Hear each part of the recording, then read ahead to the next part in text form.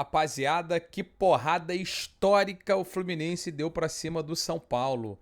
Tá louco, cara. Que jogo fez o Fluminense, que já vinha subindo de produção sob o comando do Zubeldia, mas agora teve o seu grande recital, teve a sua grande atuação e algumas boas notícias, outras nem tão boas assim, mas é fato que a gente tem que exaltar e muito essa goleada, porrada que o Fluminense deu pra cima do São Paulo. Só peço que você deixe o like, se inscreva no canal, habilite aí a notificação. Estamos chegando para mais um vídeo aqui no canal. O Fluminense, não tomou conhecimento do São Paulo no Maraca. Do início ao fim do jogo, o Fluminense foi muito melhor do que o São Paulo e saiu com um 6-0 que poderia ter sido tranquilamente mais. Vou colocar se o juiz tivesse dado mais acréscimo, porque o Fluminense estava com fome de fazer mais. Aparentemente, se o juiz tivesse dado ali 2, 3 minutos, o Fluminense poderia ter ampliado o placar, porque o São Paulo estava absolutamente entregue em campo, porque o São Paulo foi um catado do Hernan Crespo. É lógico que o São Paulo está cheio de problemas, que o São Paulo está com um time, mais de um time todo de desfalques, que o São Paulo estava com alguns moleques em campo, mas o São Paulo tinha um meio de campo com Pablo Maia, Bobadilha e Marcos Antônio, que é próximo do meio de campo titular do time. Lógico, não teve Oscar e não teve Lucas, não teve por boa parte do ano, inclusive. Mas, de qualquer maneira, o Fluminense mostrou muitas coisas positivas e alguns dos principais elementos do time estão aparecendo cada vez melhor nessa fase com o técnico Zubeldia. Cara, são 8 vitórias consecutivas dentro de casa, como mandante, né? Negócio impressionante, bicho. É algo realmente... O que todo time quer é sempre... Todo time, no caso, todo torcedor quer. O que todo torcedor quer é, ver o seu time dentro de casa, ganhar os jogos, ter uma grande campanha, sabe? Pontuar dentro de casa. O torcedor, ele quer, sorrir quando ele vai pro estádio. O torcedor do Fluminense teve o maior sorriso do ano dentro de casa contra o São Paulo, na maior goleada que o Flu aplicou contra o São Paulo no confronto. E assim, o Fluminense, depois do ano passado ter feito uma campanha horrorosa, até como mandante, né? No ano passado o Fluminense, ele foi o 14º mandante do Campeonato Brasileiro, ou seja, o 7º pior mandante do Brasileirão, somou 29 pontos. Nesse ano, o Fluminense é o segundo melhor mandante do campeonato com 43 pontos somados dentro de casa, só um a menos do que o Flamengo. O Fluminense ganhou mais jogos dentro de casa, o Fluminense foi o time que mais ganhou jogos dentro de casa no Campeonato Brasileiro 2025. Ganhou 14 contra 13 jogos do Flamengo. E o Zubeldia, ele, desde que chegou ao Fluminense, eu acho que, primeiro, tem vários méritos, mas o primeiro dele é não reclamar, que é um contraste gigantesco com o que fazia o Renato Gaúcho como técnico do Fluminense. O Zubeldia não quer ficar reclamando, porque o meu time não tem isso, meu time não tem aquilo. Meu irmão, o Fluminense simplesmente joga. E ele joga apesar das suas dificuldades, e o jeito de jogar acaba até evidenciando uma das maiores dificuldades do Fluminense, que é fazer gols, que é ter capacidade para marcar. Eu falar isso depois do Fluminense meter um 6-0, é até sacanagem, né? Mas entenda, o Fluminense, até o jogo de hoje, ele vinha com muitos problemas para fazer gols.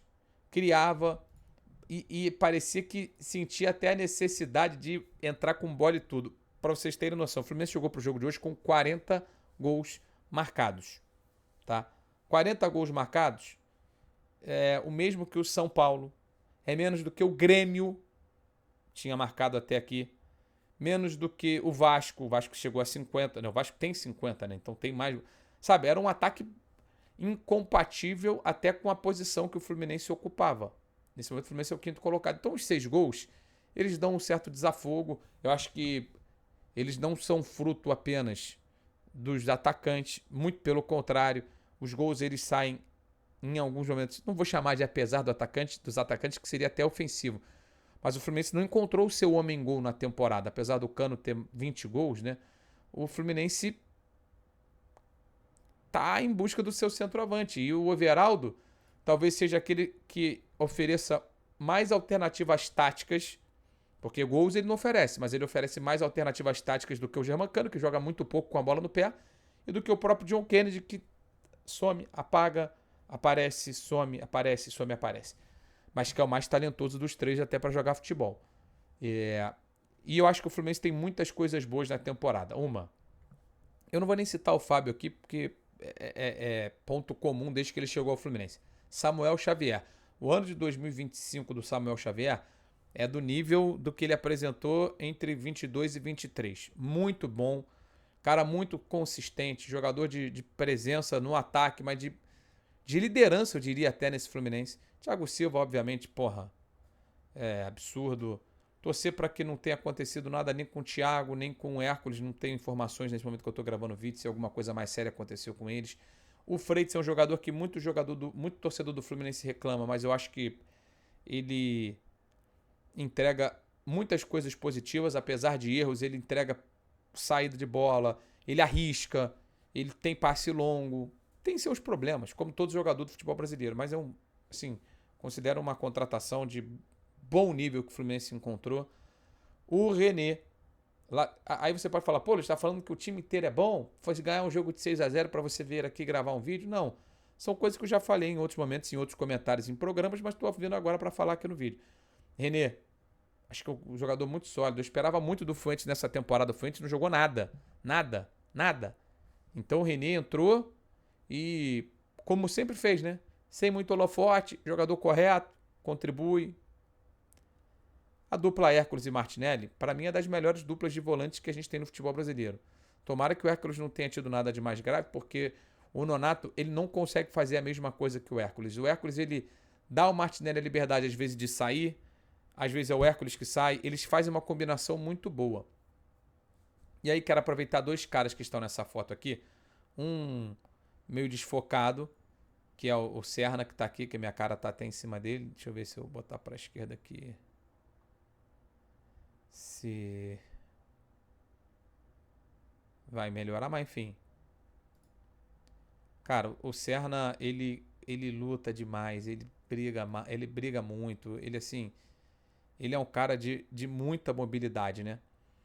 E por mais que ele possa não... Tava tentando mexer aqui, mas não consegui, gente, vai ficar assim mesmo. Por mais que ele possa não ser um jogador muito virtuoso, o Serna dá muito volume de jogo, mas muito. E ele faz muita diferença pro Fluminense. O Fluminense, aliás, sente muito quando não tem o Serna. Ó, agora consegui, tá aqui o Serna. Sente muito, cara. E, porra, a grande da verdade é que ele tem feito a diferença em volume de jogo pro Fluminense. O Canóbio é outro, jogador que a gente... Quantas vezes fala, o Canóbio, o cara só sabe marcar. Não, cara, o Canóbio não só sabe marcar, mas ele tem sido aquele jogador de muita entrega, como sempre foi, até no período do Atlético Paranaense, mas ele tem sido um jogador de gols, cara. Não é porque só... E ele hoje, por exemplo, perdeu um gol feito até. Mas é uma temporada de 13 gols dele com a camisa do Fluminense em 56 jogos. Porra, é um número bem relevante para um jogador de beirada, um jogador que se doa tanto. Para você ter noção, ele nunca fez mais de 10 gols com a camisa do Atlético. Ele fez, em 2 temporadas completas, 15 gols. Se a gente pegar toda a trajetória dele no Atlético, foram 18 gols marcados. Ele fez 13 só essa temporada com a camisa do Fluminense. Melhorou muito a sua produtividade, entregou mais até do que eu acho que o Fluminense contratou em termos de gols.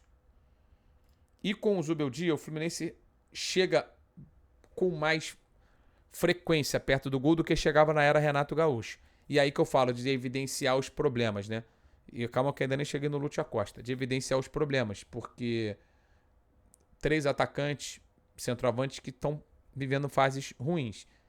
E talvez o Fluminense chegue muito mais na cara do gol e muito mais à frente, porque tem o Lúcio Acosta, que eu confesso nunca tinha visto jogar. Ah, foi... Pô, Luiz, tu nunca viu um cara que foi MVP da MLS jogar? Não, nunca vi. Não vi, pô. Eu não tenho costume de ver tanto MLS. Cara, e ele joga pra caralho, gente. O Lúcio Acosta joga muito futebol, irmão. Caralho, ele é um baixinho, mas ele tem um controle de bola absurdo. Ele tem, assim, uma capacidade de sustentar até a porrada. Porra, assim, eu tô impressionado com ele, cara, sinceramente. São 19 jogos no Fluminense, 3 gols e 2 assistências. Lembrar que o cara, numa temporada lá em 24 no Cincinnati, chegou a ter 15 gols e 19 assistências. Outro ele teve 21 gols e 14 assistências. Foram 3 temporadas seguidas lá no Cincinnati com duplo de gols e assistências. Porra! E o cara chega no Fluminense e precisou de pouco para se adaptar. Nesse 6-0, ele nem fez gol e nem deu assistência.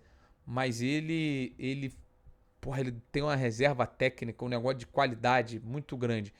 E um dos destaques desse jogo, né, foi ter a volta, por exemplo, do Ganso, cara. O torcedor tava louco para ver a volta do Ganso. O Ganso volta, participa do jogo, dá um passe pro Soteldo construir ali a jogada que acabou gerando o gol. Então, de verdade, acho que o Fluminense hoje deixou seu torcedor muito feliz. Primeiro também porque se classificou para a pré-Libertadores, que era uma necessidade. O Fluminense ele tem a necessidade de jogar a Libertadores da América. Pré-Libertadores não é Libertadores, tá? Só para deixar isso claro. Fase preliminar da Libertadores não significa que você está na fase de grupos. O Fluminense já sofreu isso na pele. Esse ano o Corinthians sofreu na pele. Todo ano tem um time brasileiro caindo na fase preliminar da Libertadores. Então o Fluminense tem que, nessas rodadas finais, ir com mais do que tudo para conseguir uma classificação direta à Libertadores. Vai pegar o Grêmio fora de casa, um jogo acessível, e vai pegar o Bahia dentro de casa, que tem que vencer confronto direto. Se vencer o jogo contra o Bahia, muito provavelmente o Fluminense vai jogar a Libertadores direto no ano que vem. E depois, cara, chegar forte para a Copa do Brasil, chegar consolidado, com jogadores bem fisicamente. Hoje, o Fluminense seria favorito, mas o hoje já foi ontem, e ontem o Vasco era favorito, entende? Há um mês o Vasco era o favorito contra o Fluminense. Então, acho que influencia pouco o que a gente está vendo agora do que vai acontecer na semifinal da Copa do Brasil. É um jogo de um outro caráter, de uma outra dinâmica, mas fato é que o Zubeldia me surpreendeu com a rapidez com que ele conseguiu encaixar o time do Fluminense. Ele fez o Fluminense vencer 2 clássicos contra o Botafogo, que era imperativo que o Fluminense vencesse e não venceu. Contra o Flamengo, que era imperativo que o Fluminense vencesse e o Fluminense venceu. E venceu todos os jogos como mandante no Maracanã. Isso, cara, tem um valor para a construção de um grupo, de uma conexão com o torcedor, que é muito grande. Eu acho que é o ponto principal a ser destacado. Para não deixar de falar do São Paulo aqui brevemente, Luiz Gustavo, para mim, deu o recado final. Rapaziada, é para cima que vocês têm que olhar. Não é só pro São Paulo e pros jogadores. Você tem que olhar para a diretoria do São Paulo. Pro que não faz a diretoria do São Paulo. Vocês têm que olhar para o que fazem os dirigentes do São Paulo ou para o que não fazem os dirigentes do São Paulo, que não aparecem nas horas que o time tá na podre. Quando o time tá na boa, sempre tá lá o presidente de São Paulo. Quando o time tá mal, o presidente de São Paulo não aparece. Então, uma porrada que tem que gerar algum tipo de repercussão no São Paulo. Tem que gerar alguma coisa, eu digo assim, de movimentação interna. Os caras têm que entender que não pode, cara. Não pode acontecer o que aconteceu num resultado como esse. Não pode. E eu acho que para voltar ao Fluminense, que é o tema do vídeo, o Fluminense chegou a 58 pontos em 36 jogos. Uma campanha muito digna, que poderia ter sido melhor, mas eu acho que o Fluminense ele chegou perto do mar. Assim, o Fluminense poderia ter mais pontos, tá? Para deixar isso claro. Mas o Fluminense, em momento nenhum, eu enxerguei o Fluminense como um time que abandonou o Campeonato Brasileiro. Priorizou outras competições momentaneamente? Beleza. Acho que fazia parte do contexto da temporada. Então, o Fluminense terminando a temporada com vaga na Libertadores é uma temporada ok. Para uma temporada de um time gigante como o Fluminense Bola, tem que ganhar título. E título grande. Copa do Brasil, Libertadores, Sul-Americana. É o que tem. Verdade é essa. A temporada ela é ok. Do ponto de vista financeiro, ela é ótima, porque o Fluminense vai fazer uma temporada de próximo de 1 bilhão de faturamento, de arrecadação. E do ponto de vista esportivo, acho que o Fluminense deu muitos, mas muitos passos à frente em 2025, especialmente ao que tinha sido em 2024. Mas muitos passos adiante mesmo. E eu acho que encontrou um técnico melhor do que o antecessor dos 3 técnicos que o Fluminense teve no ano. Para mim, o Zubeldia, pelo que ele tem apresentado, é o melhor dos 3. 17 vitórias na temporada no Campeonato Brasileiro, 7 empates e 12 derrotas. Quando a gente fala que no Brasileirão é muito mais vantajoso, né?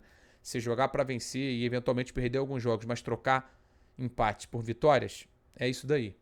É o que o Fluminense tem apresentado. Eu acho que para 2025 o Fluminense precisa de contratar um centroavante. Acima de tudo, um centroavante. Mas um jogador de beirada com qualidade. E, óbvio, né? Se puder reforçar uma zaga, reforçar as laterais, sempre bom, mas eu encararia com urgência a necessidade de um centroavante para ser titular e um ponta para ser titular. É como eu enxergo. Que aí você dá um salto robusto de qualidade para brigar por coisas até maiores no ano que vem. Mas de qualquer jeito, hoje é dia de celebração pro torcedor do Fluminense, porque não é todo dia que você mete um 6x0 no São Paulo. Você não mete 6x0 nem contra times que são muito piores do que você. Contra um time que é igualmente gigante, porra, muito mais difícil. Do jeito que foi, ficou show pro Fluminense. Agora é garantir-se na Libertadores de fase de grupos e buscar o título da Copa do Brasil. Obrigado demais. Forte abraço. Até a próxima. Deixa o like. Se inscreva no canal. Ah, se você ficou até agora no vídeo, gostou mais desse jeito que fica a minha cara maior do que a fotinho? Ou prefere a fotinho maior do que a minha cara? Manda nos comentários aí. Valeu.